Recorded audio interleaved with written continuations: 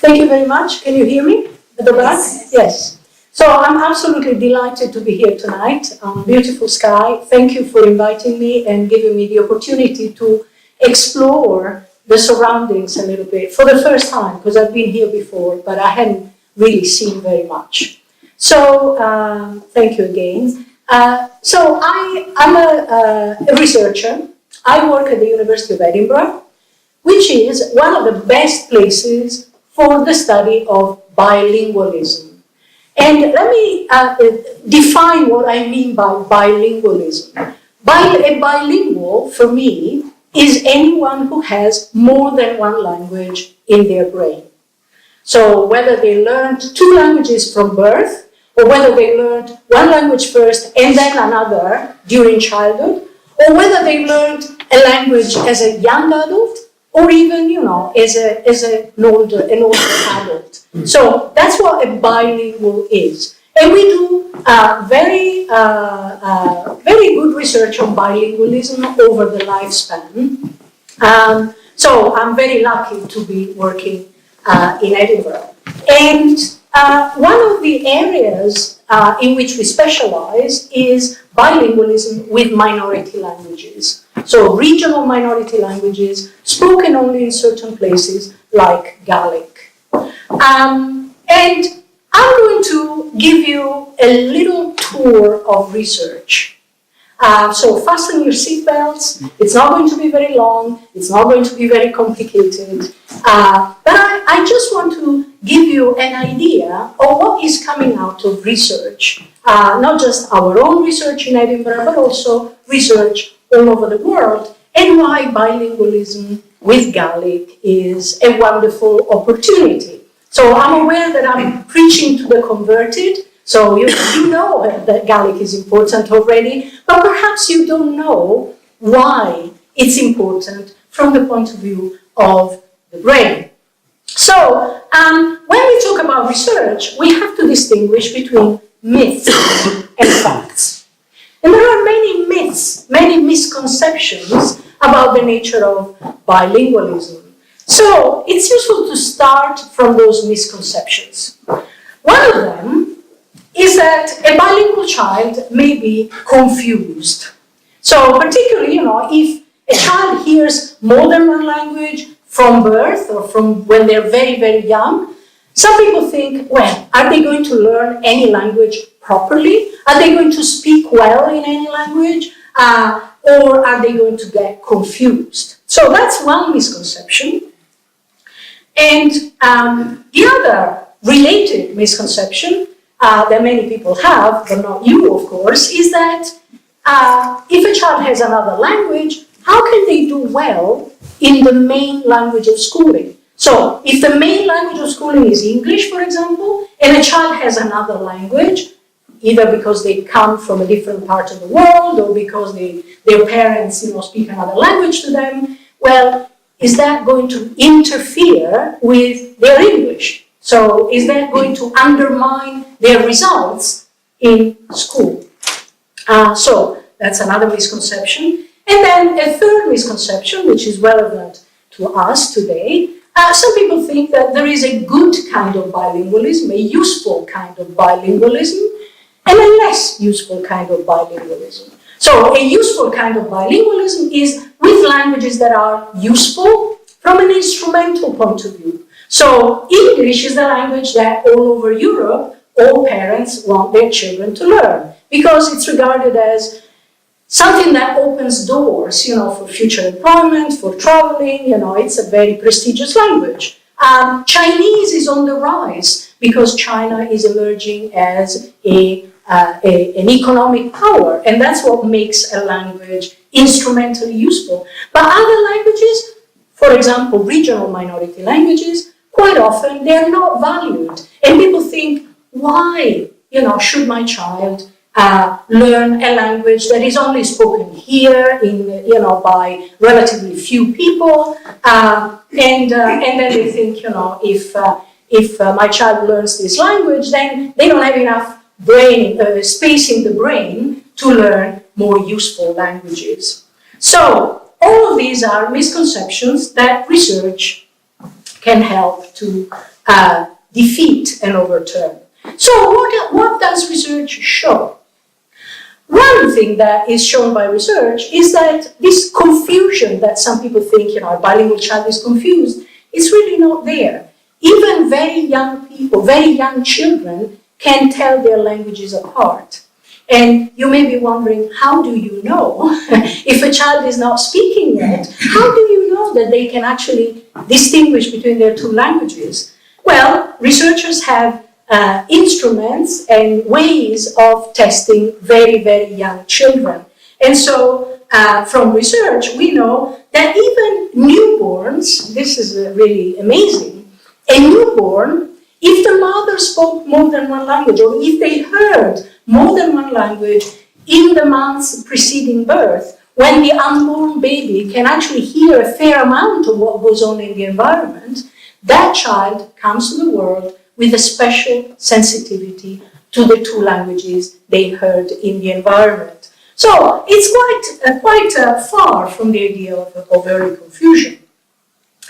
And when we look at the way languages develop in bilingual children and monolingual children, so children who have only one language, we find many more similarities than differences. We find some differences as well, but we find many similarities as long as children, as we will see in a minute, actually get to hear enough of both languages. And when we look at the number of words that a bilingual child knows, particularly if they grow up with two languages, they may know fewer words in each language, at least up to a certain level, especially if they hear one language in one context and another language in the other context. So they learn different words in different languages. But if you count the total number of words that a bilingual child knows, typically they know more words than a monolingual child. So, and then, as they grow up and they acquire literacy and so on, this disadvantage disappears. But it's important to know, because very often children are tested in schools or in health practices with tests that are developed for monolingual vocabulary norms. And so a bilingual child may not do very well, because the assumption is that they are supposed to know the same number of words as a monolingual child of the particular language in which they are tested. So far, we've seen that there are no disadvantages of bilingualism compared to monolingualism, but we can go beyond this, and this is where things get really, really interesting. So we can say more than this, and we can actually say that research shows that bilingual children have advantages compared to monolingual children. One of these advantages is a natural understanding of how language works in general. So how all languages work at the level of sounds, at the level of words, and at the level of sentences. So having more than one language in the brain actually stimulates, sort of a natural, implicit understanding of the structure of languages in general. And because of this natural understanding, and remember that I don't mean knowledge of grammar. A young child doesn't know what to do with the grammar, intended as a system of rules. They can't recite grammatical rules. They don't need to. They have this spontaneous understanding of how languages work. And because of that, they find it easier to learn other languages. So having two languages is a very good basis for learning a third language or a fourth language, better than when you only have one. And potentially, there's more and more studies actually showing a better understanding of the structure of the main language, the language of schooling. Remember the misconception that if there is another language and the language of schooling is English, for example, how can a child do very well? Actually, there are more and more studies showing that potentially there is a better understanding of the structure of English, like the structure of other languages.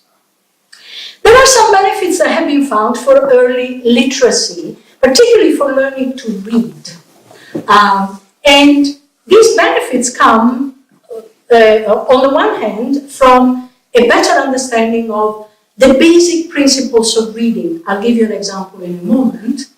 But also, when a child learns to read in one language, some of those skills transfer to reading a similar language. By a similar language, I mean a language that has the same writing system. For example, an alphabet, alphabetic languages like English and Gaelic and Italian and many other languages that use an alphabet as a writing system. So, an example, for example, is that a bilingual child understands earlier than a monolingual child that a word is read in the same way and means the same thing regardless of where it appears. So there are experiments that show that, a child who sees pictures of dogs and horses with the word dog and horse under the right kind of picture, right, they say, what does that word say? It says dog, it says horse. The trick is when the word horse appears under the wrong picture, the picture of a dog, for example. And that's where you see the difference between a monolingual child and a bilingual child, because a bilingual child is more likely to tell you that word says horse, even if it sits under a dog, because that doesn't matter. That's what we call invariance of print. And also, in any alphabetic language, a child has to figure out that there are correspondences between letters, printed letters, and sounds of the spoken language. That's true of all alphabetic languages. So it's true of Gaelic, it's true of English, it's true of Italian, any language that uses an alphabet as a writing system. So a child has to figure out that there are correspondences between letters and sounds. Once that they figure out that principle, they don't have to rediscover it for another alphabetic language. So my children learn to read in Italian. Before they learn to read in English, Italian is easier because this system of correspondences is more regular than in English. But they didn't have to rediscover the principle a second time when they started reading English. They just had to understand that these correspondences are not the same in Italian and English. But the basic principle is acquired earlier, and bilingual children have an advantage in discovering it.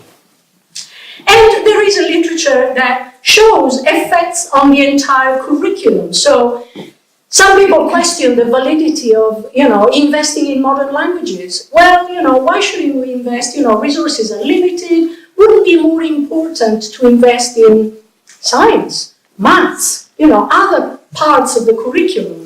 Whereas in fact, learning a language, learning languages, being bilingual favors not only humanities or humanistic subjects, but also scientific subjects. And there is a literature on advantages for logical thinking and aspects of mathematical scientific thinking that may be enhanced by having more than one language.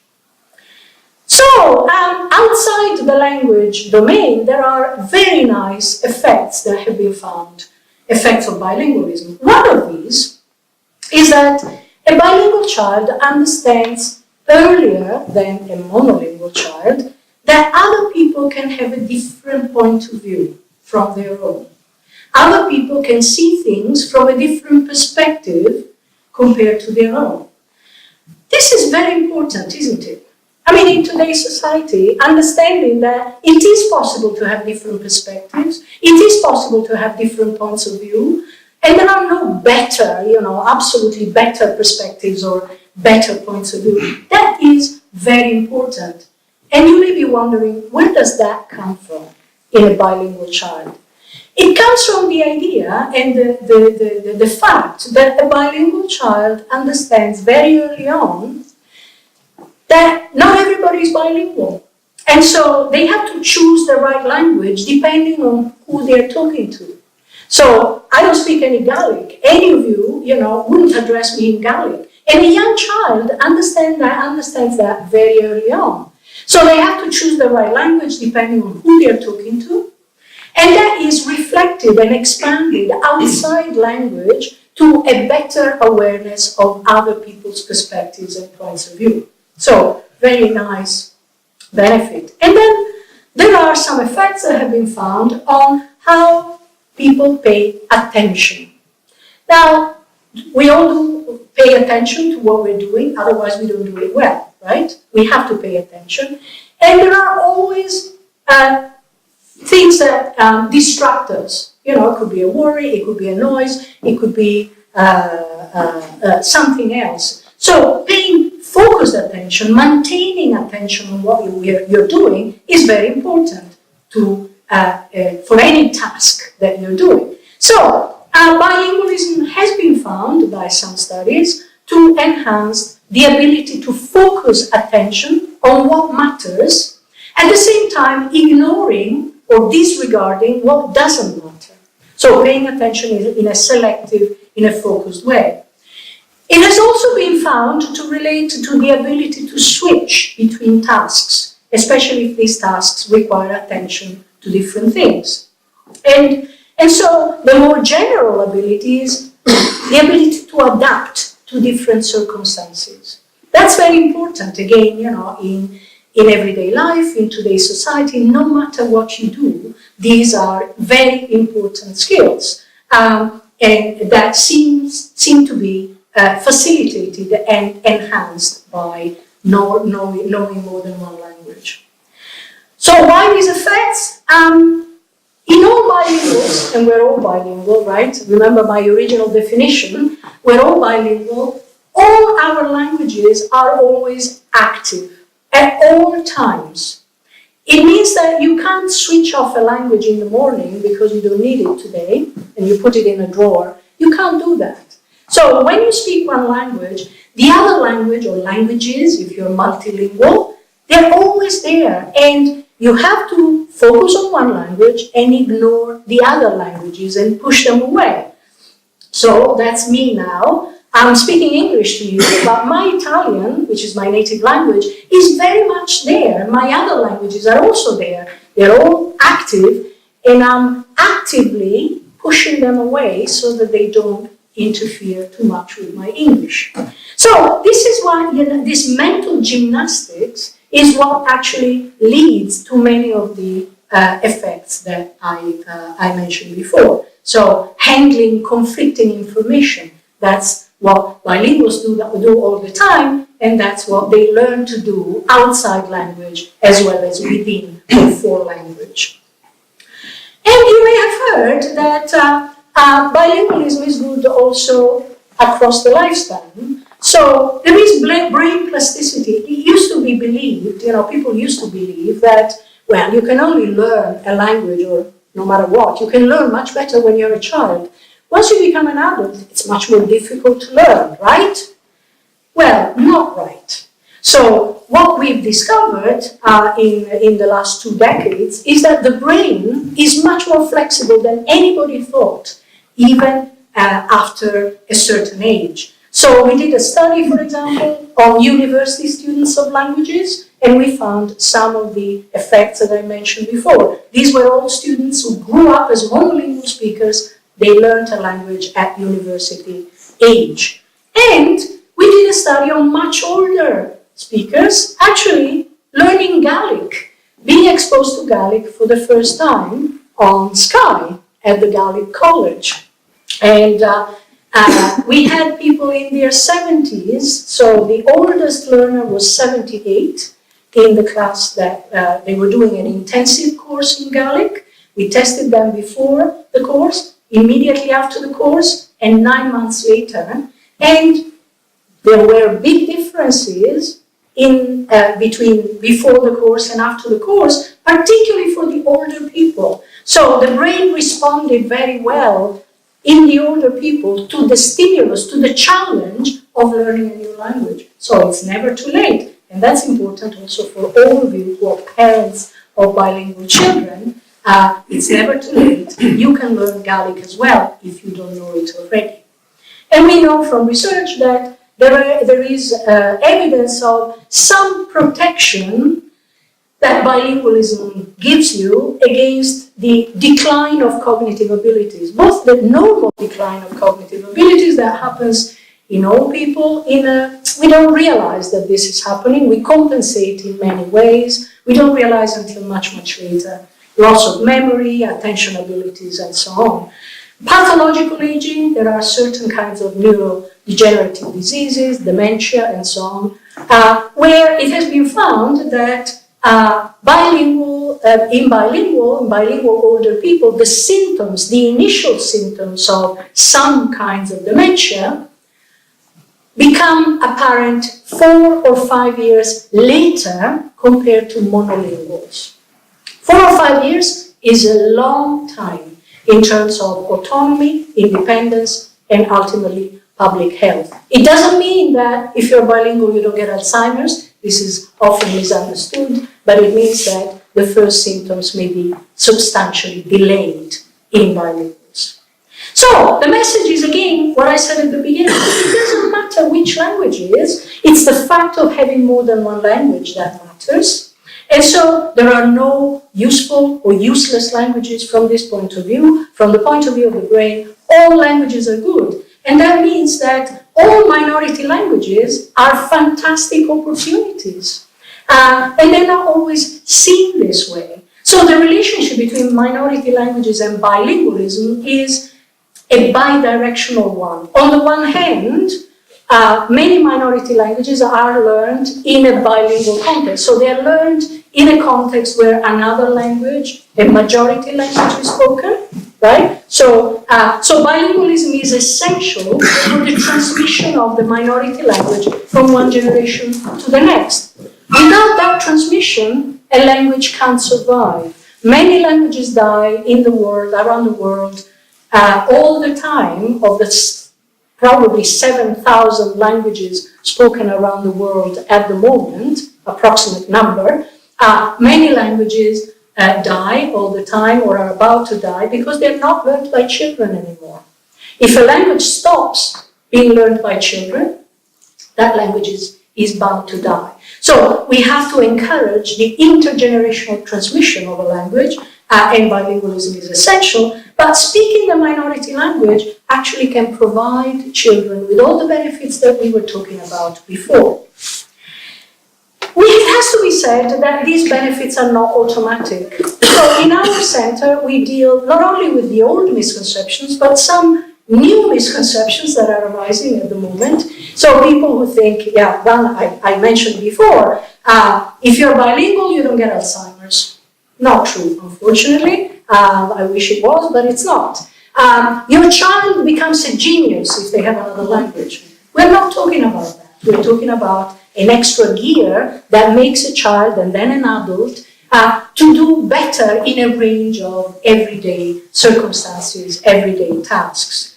So these benefits are not necessarily automatic because there are many factors that can affect bilingualism in particular contexts. So for example, what do bilingual children need?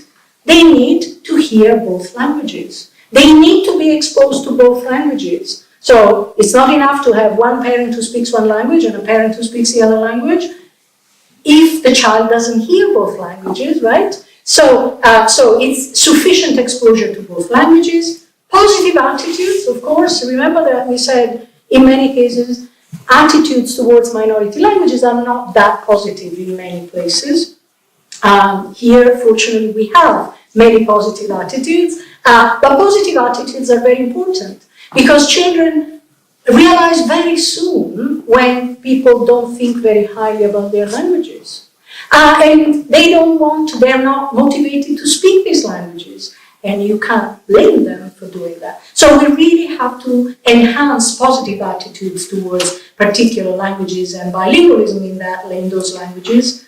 It's important that a child hears the language not just from one person, but from multiple speakers. This is a factor that is undervalued. If you think of a monolingual child who learns only one language, well, they hear the language from many people. They hear the language from children, adults, males, females, young people, old people, different accents, different regional accents and pronunciations and so on. That variation, that variety of speakers is very important because the child realizes what is possible in the language and what is not possible in the language.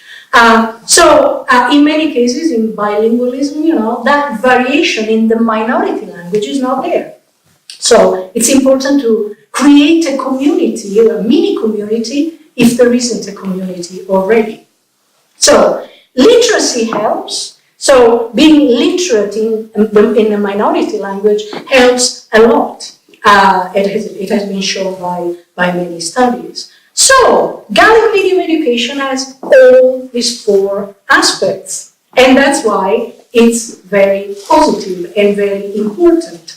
And I want to conclude by mentioning a few studies that we've done on Gaelic and on Gaelic medium education to show that Gaelic medium education is a very good setting, a very good opportunity to enhance children's development. So in this study that has just been published, we compared children in Gaelic medium education with children in English medium education. And we gave children a bunch of cognitive tests, a very standardized cognitive test for children of particular ages. And what we found was that there were 3 tests. There was no difference between bilinguals and monolinguals in 2, but in the 3rd, the bilinguals were better than the monolinguals. And this is a very good picture, right? So there are no disadvantages of bilingualism, first of all. Where there is a difference, the difference is in favor of the bilinguals, as we showed in the study. This is a study that we did on older children in senior school in Glasgow, and we compared home speakers of Gaelic, so children who grew up with Gaelic in the home and were doing Gaelic medium education, with new speakers of Gaelic, so children who didn't have a Gaelic background, but who learned Gaelic at school through Gaelic medium education. And we gave them a battery of tests, including linguistic tests, cognitive measures, and sociolinguistic measures on their perception of the languages. And what we found was, on the whole, very positive. So no difference between home speakers and new speakers with respect to not only knowledge of Gaelic, but knowledge of English as well, and on cognitive tests. So, as I said before, knowledge of Gaelic or another minority language can actually benefit knowledge of the other language as well. Overall, no negative attitudes of young people towards Gaelic. However, one thing that we noticed was that English was part of children's lives in a way that Gaelic wasn't. Okay? So English was considered more cool for certain aspects, so no negative attitudes at all. Children really enjoyed Gaelic. They were very proficient at Gaelic, but there were all kinds of things that they preferred to do in English.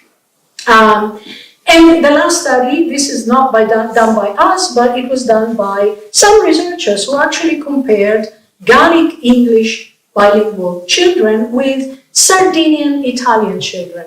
Sardinian is very close to my heart because my mother was from Sardinia. And she never spoke Sardinian to me because she didn't think it was particularly useful, although I learned it because she spoke it with other relatives.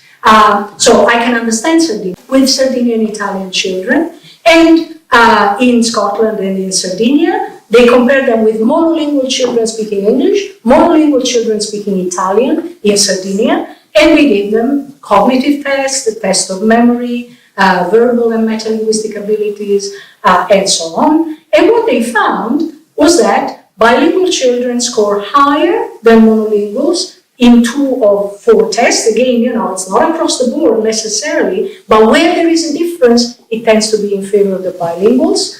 And in general, Gaelic-English bilinguals scored higher than Sardinian Italian bilinguals. Why is that?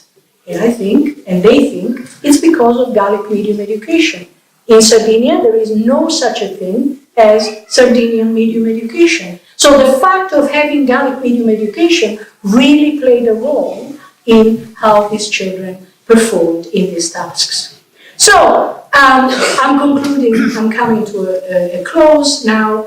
I think that there are many things that can be done for the so-called revitalization of languages. So there is a social ecology of revitalization.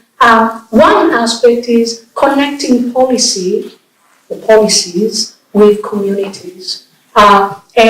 Sometimes, politicians, governments, policymakers are very, come up with policies that are very well-meaning, but there is a disconnect with the people who actually speak these languages. And we see this in many different contexts where minority languages are spoken. So it's important to connect policies and communities in a better way. Gaelic medium education, as I said, is very important because it has all those aspects that favor the emergence of the advantages that I talked about before. Making Gaelic real in everyday life. This is what we noticed in the study we did in Edinburgh. So creating more resources, so that Gaelic is actually, children can do in Gaelic what they can do in English. It's not always easy, of course, but that certainly helps. And finally, giving people enough information, because having more information can lead to better decisions, whether they are parents, or teachers, or educators, or policymakers, or health professionals. And that's where my center, Bilingualism Matters, is trying to contribute, because I started Bilingualism Matters 10 years ago, precisely to bridge the gap between research and society. And over the years, we've grown a lot. And at the moment, we have an international network of 23 branches all over Europe, in the United States, in the Middle East, and in the US. And very soon, we'll be opening more branches in the US and in China. Well, in Hong Kong, I should be more precise. So we do many things. We public engagement activities. We do training for companies, for institutions, both in the public sector and in the private sector. We are in the media quite often. And we really try to make research accessible to people. Very different kinds of people, very different kinds of settings. We deal with language learning in the preschool years, in the primary school year. We deal with bilingualism migration, so migrant families coming here and thinking that they have to stop speaking their language in order to help their child. That's not what they should be doing. Maintenance of regional minority languages and language learning over the lifespan. These are some of the collaborations and partnerships that we have in Scotland, both the government. We work with the Scottish government quite a lot, and councils of various kinds, charities, some of the private sector. We have research projects, mostly funded by the European Commission, but also by local councils, British councils. We hope that funding from the European Commission will continue, that we are dealing with uncertainty like everybody else. And this is where I'd like to stop, and thank you again. And if you have any questions, I'm ready to answer. Thank you.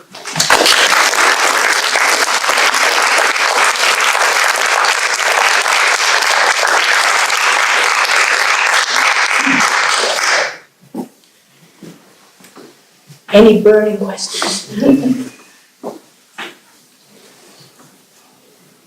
If not, you can always get in touch. We'll be delighted to hear from you.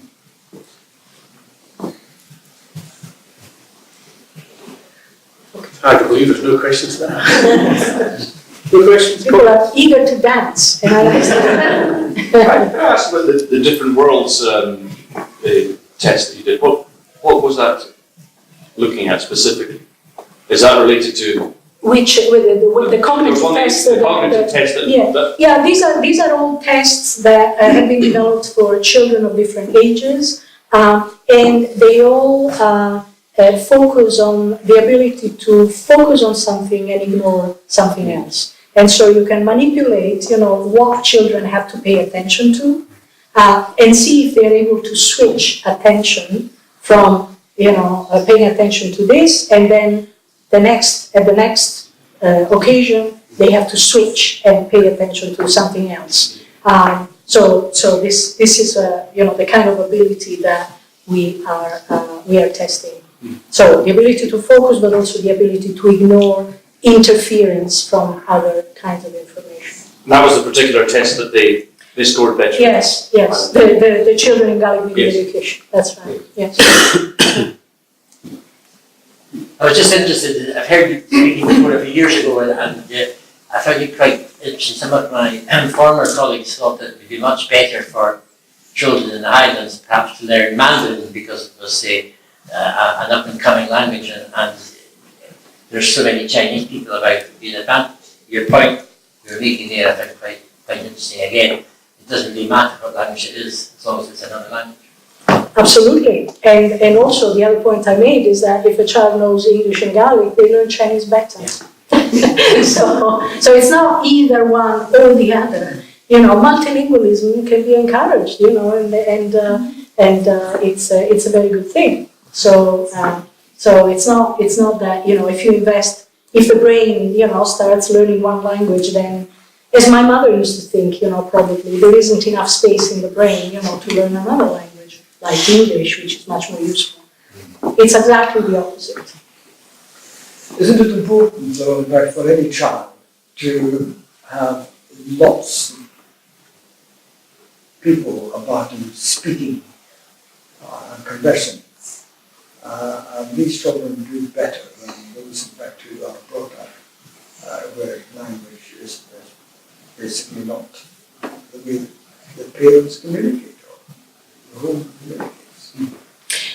Yes, I mean, as I said before, having the opportunity to use the language with different kinds of people who naturally speak in different ways, right? There's no two people speaking exactly the same way.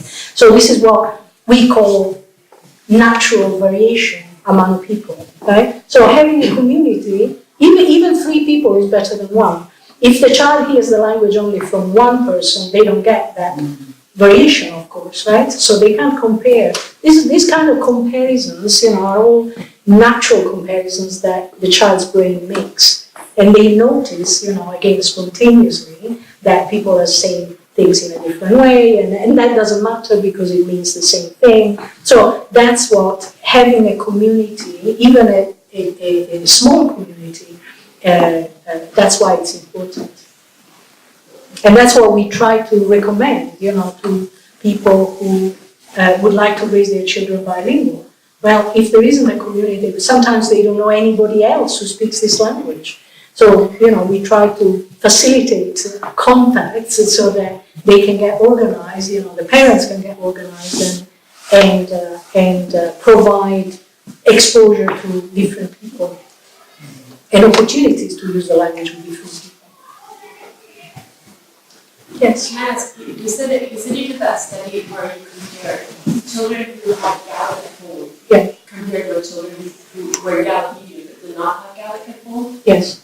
And you talked about how their English compared. Yes. And you kind of alluded to how their Gaelic compared.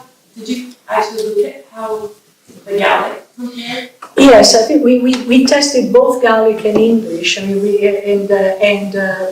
were interested in whether having Gaelic from birth at home really made a difference.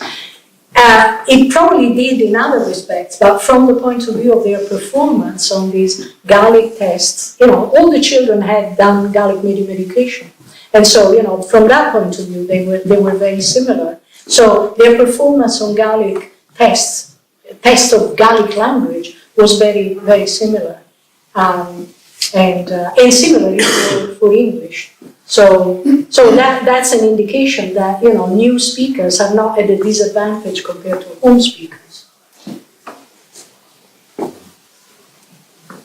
I think you mentioned about making Gaelic real, and I love that because that's really, really important because a lot of children, in our situation, minority language, they speak Gaelic in a square classroom, but they don't have many opportunities out in the round world. And so, we love opportunities for them to describe Scotland's habitats, etc.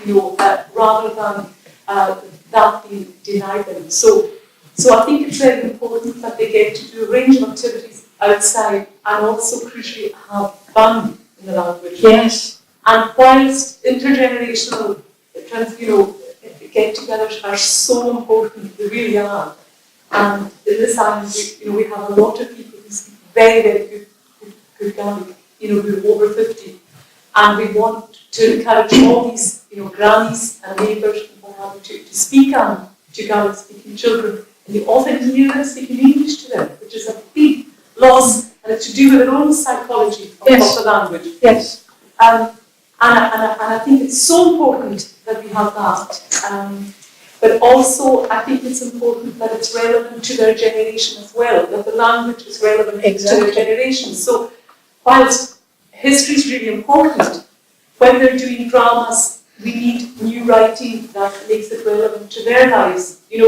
Not always the little boy coming on with a cap being an old man, and the little girl coming on with what we call a tiana on her head. Because that humour is really, it's funnier to the older people in the room. And it's also telling the kids this is an old person's language. Yes, exactly. So I think you can marry two things, but I think we need much more of that. And drama's crucial for minority languages. Yes. Because there's the repetition, and if it's relevant, nothing wrong with taking in the history, of course, but if it's relevant, but it's also taking in beautiful Gaelic as well, that being relevant to their generation. I think we've got work to do on that. Absolutely. Thank you very much for making this point that I mentioned also at the end. That the language has to be part of children's lives, for that generation. And the risk of regarding the language as, something that belongs to old people is something that we see in many minority languages. Certainly for Sardinia. I gave some talks in Sardinia as well, where all the people of all ages come, and then I always encourage people to ask questions in Sardinian because I can understand it, but I have to respond in Italian. And I remember some comments, from kids, 12-year-olds, 13-year-olds, saying, well, if I speak Sardinian, they look at me as if I'm weird, or they think I'm stupid, even that, So really, making the language part of children's lives, and that requires, a big investment. Also, creating more resources, and it's not something that can happen immediately, but I think it's very, very worth investing in.